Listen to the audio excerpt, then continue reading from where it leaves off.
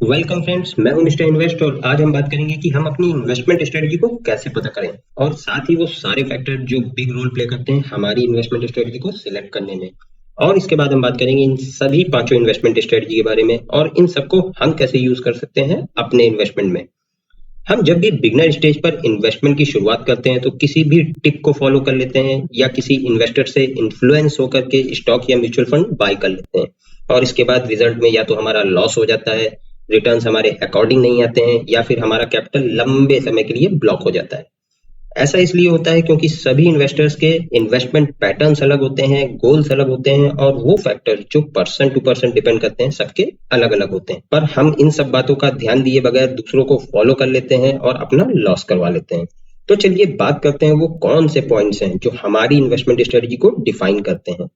इसको समझने के लिए हमको देखना होगा कि हम किस कैटेगरी को बिलोंग करते हैं। हम एक्टिव इन्वेस्टर हैं या पैसिव इन्वेस्टर। एक्टिव इन्वेस्टर्स वो हैं जिनके पास प्रॉपर टाइम होता है अपने इन्वेस्टमेंट एनालिसिस के लिए, इन्वेस्टमेंट में रेगुलर पार्टिसिपेशन होता है, मार्केट मूवमेंट्स और न्यूज पर बारीक नजर होती है and most of them taking investment as a career. वहीं इसके अपोजिट पैसिव इन्वेस्टर्स वो हैं जिनके पास मार्केट के हर मूवमेंट और एनालिसिस का प्रॉपर टाइम नहीं होता है और वो किसी दूसरे प्रोफेशन या जॉब को कर रहे होते हैं, लेकिन वो अपने इन्वेस्टमेंट का, अपने पोर्टफोलियो का रेगुलर रिव्यू करते रहते हैं और time to time respective changes करते रहते हैं। हम सबके फाइनेंशियल गोल्स होते हैं जो कि शॉर्ट टर्म हो सकते हैं, मिड टर्म हो सकते हैं या लॉन्ग टर्म हो सकते हैं। मींस की सबसे पहले हमें अपनी गोल सेटिंग करनी है जिससे हमें ये आइडिया लग जाता है कि अपने पोर्टफोलियो पर कितना एवरेज रिटर्न आने पर हम उन्हें अचीव कर सकते हैं। साथ ही हमें कितना रिस्क लेना है इसका भी आइडिया हमें मिल जाता है।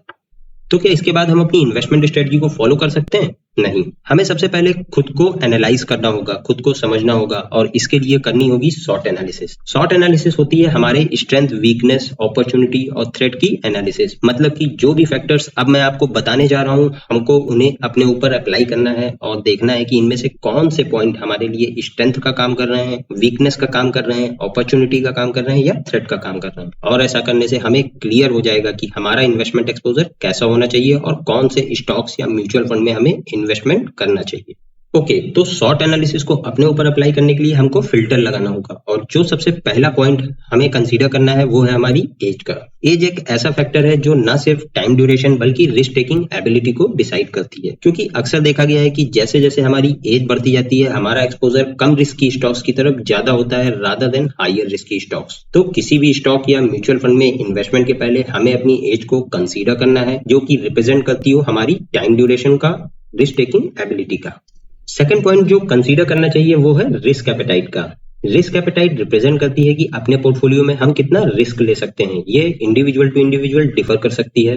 कुछ इन्वेस्टर्स कम रिस्क के साथ इन्वेस्टमेंट करते हैं तो कुछ ज्यादा रिस्क लेते हैं। हमें अपने स्टॉक या म्यूचुअल फंड में वही सिलेक्शन करना है जो हमारी रिस्क एपेटाइट के अकॉर्डिंग हो। तीसरा पॉइंट है हमारा इनकम पैटर्न का। किसी भी इन्वेस्टमेंट को करने के पहले हमें अपनी इनकम पैटर्न को कंसीडर करना चाहिए, क्योंकि हमारी जो भी इनकम सोर्सेज हैं वो रेगुलर होते हैं या फिर इरेगुलर होते हैं। जैसे सैलरीड पर्सन की इनकम रेगुलर होती है, वहीं बिजनेसमैन, कॉन्ट्रैक्टर या प्रोफेशनल्स की इनकम ज्यादातर इरेगुलर होती है। तो अपने इन्वेस्टमेंट सिलेक्शन में हमें अपने इनकम सोर्सेज को जरूर देखना है और उसके अकॉर्डिंग इन्वेस्ट करना है। नेक्स्ट पॉइंट आता है हमारा टाइम हॉरिजॉन का। इससे मतलब है कि हम अपने किसी इन्वेस्टमेंट में कितने टाइम तक बने रह सकते हैं। किसी को पैसों की रिक्वायरमेंट जल्दी पड़ती है तो किसी के पास एक्सेस मनी होती है तो वो लंबे समय तक किसी भी स्टॉक या म्यूचुअल फंड में इन्वेस्टेड रह सकते हैं। हमें अपने इन्वेस्टमेंट में इस पॉइंट को भी कंसीडर करना है जिससे कि मार्केट के short term ups and downs हमारे इन्वेस्टमेंट को इफेक्ट ना करें। और लास्ट पॉइंट जो हमें कंसीडर करना है वो है हमारे डिपेंडेंट्स का। हमारे जितने ज्यादा डिपेंडेंट्स होंगे हम उतना ही कम रिस्क लेंगे, उतना ही कम अमाउंट होगा हमारे पास इन्वेस्टमेंट के लिए।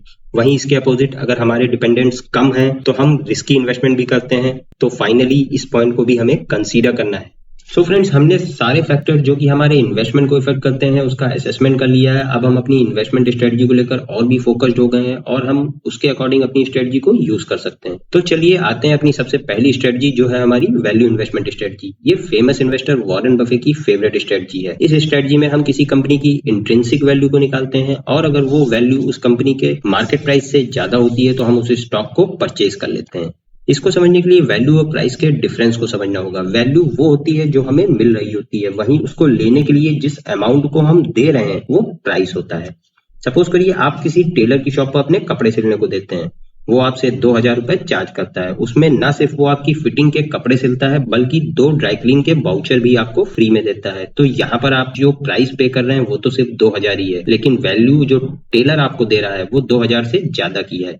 इस स्ट्रेटजी में हम किसी कंपनी के फ्यूचर अर्निंग को एज्यूम करते हैं और उसकी आज क्या वैल्यू है उसको कैलकुलेट करते हैं। इस कैलकुलेशन के कई मॉडल्स हैं, जैसे dividend discount model, cash flow model etcetera, जिसे हम आगे आने वाले वीडियोस में कवर करेंगे। सपोज करिए आपने किसी कंपनी की फ्यूचर अर्निंग को एज्यूम किया और उसकी आज क्या वैल्यू है उसको निकाला। तो मान लीजिए वो वैल्यू आती है 120 रुपए पर शेयर की, लेकिन वही शेयर का स्टॉक मार्केट में प्राइस 100 रुपए का है, यानी कि उसकी प्रेजेंट वैल्यू तो ज्यादा है पर प्राइस कम है स्टॉक मार्केट में, तो हम उसे परचेज कर लेंगे।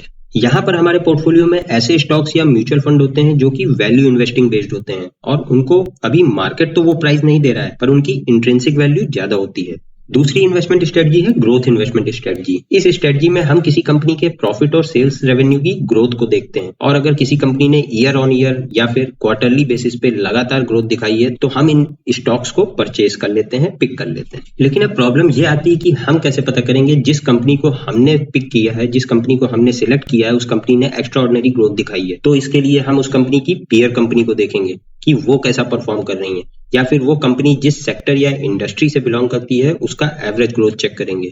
और इसके लिए मार्केट में कई सारी वेबसाइट्स अवेलेबल हैं जो इंडस्ट्री एवरेज ग्रोथ देती हैं। अगर हमारे सिलेक्टेड स्टॉक का ग्रोथ इंडस्ट्री एवरेज ग्रोथ से ज्यादा आता है तो हम उसे बाय कर लेंगे। यहाँ पर एक पॉइंट और आता है, हम उन सेक्टर या इंडस्ट्री के स्टॉक्स को भी सिलेक्ट कर सकते हैं जो ग्रोइंग स्टेज पर होते हैं, जैसे कि renewable energy, electric vehicles, infrastructure companies etcetera. इस स्ट्रेटजी में हमारे पोर्टफोलियो में वो स्टॉक्स या म्यूचुअल फंड प्रेफर्ड होते हैं जो ग्रोथ ड्राइवन और एमर्जिंग सेक्टर के होते हैं।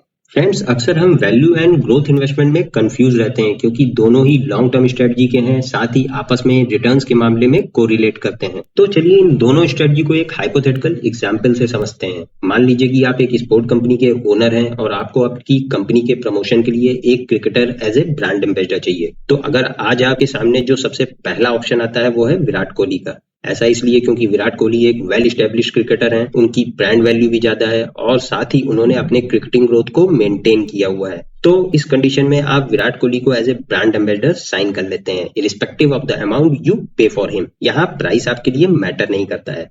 वहीं अगर जब विराट कोहली ने अपने इंटरनेशनल क्रिकेटिंग करियर की शुरुआत की थी और बस 2-3 इंटरनेशनल मैच ही खेले थे, लेकिन उनकी बैटिंग टेक्निक को देखते हुए आपने उनको साइन कर लिया अपनी कंपनी के लिए, क्योंकि आपने एज्यूम किया कि आगे चलकर वह बहुत बड़े क्रिकेटर बनेंगे और साथ में ही वो आपको कम प्राइस पर भी मिल रहे हैं। तो यहाँ पर ईयर 2008 जब विराट कोहली ने क्रिकेट की शुरुआत की थी, आप वैल्यू इन्वेस्टमेंट कर रहे हैं, जबकि प्रेजेंट सिनेरियो में आप ग्रोथ इन्वेस्टमेंट कर रहे हैं। फ्रेंड्स, कमेंट में बताइएगा वैल्यू इन्वेस्टमेंट और ग्रोथ इन्वेस्टमेंट स्ट्रेटजी में कोई डाउट तो नहीं रह गया है। साथ ही वीडियो को लाइक, सब्सक्राइब और शेयर भी कर दीजिएगा। तो चलिए अब आते हैं अपनी तीसरी इन्वेस्टमेंट स्ट्रेटजी पर, जो है एग्रेसिव इन्वेस्टमेंट स्ट्रेटजी। ये स्ट्रेटजी एक रिस्की इन्वेस्टमेंट स्ट्रेटजी है और इसमें रिटर्न्स तो बहुत ज्यादा होते हैं पर रिस्क भी बहुत होता है।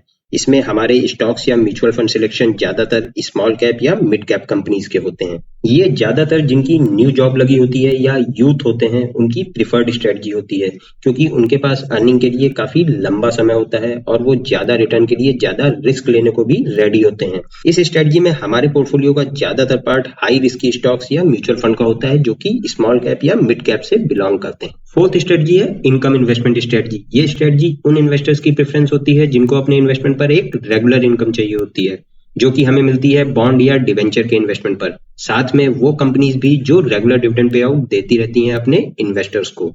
ये ज्यादातर वो इन्वेस्टर जो कि अपने रिटायरमेंट के नजदीक होते हैं या जिनके पास काफी बड़ा लमसम अमाउंट होता है इन्वेस्टमेंट के लिए, उनकी प्रिफर्ड स्ट्रेटजी होती है। इसमें हमारा पोर्टफोलियो उन स्टॉक्स या म्यूचुअल फंड को प्रेफरेंस देता है जहां से हमें रेगुलर डिविडेंड पे आउट या इंटरेस्ट इनकम मिलती रहे। सबसे आखिरी स्ट्रेटजी है हमारी कंजर्वेटिव इन्वेस्टमेंट स्ट्रेटजी। इस स्ट्रेटजी में इन्वेस्टर्स चाहते हैं कि वो जिस अमाउंट के साथ भी इन्वेस्टमेंट की शुरुआत करें, भले ही वो बहुत ज्यादा रिटर्न ना दे, पर उनकी कैपिटल यानी कि जिस अमाउंट को भी इन्वेस्ट कर रहे हैं वो सेफ रहे। इस स्ट्रेटजी में स्टॉक मार्केट में इन्वेस्टर का प्रेफरेंस ना सिर्फ कम होता है बल्कि डेट इंस्ट्रूमेंट की तरफ ज्यादा होता है।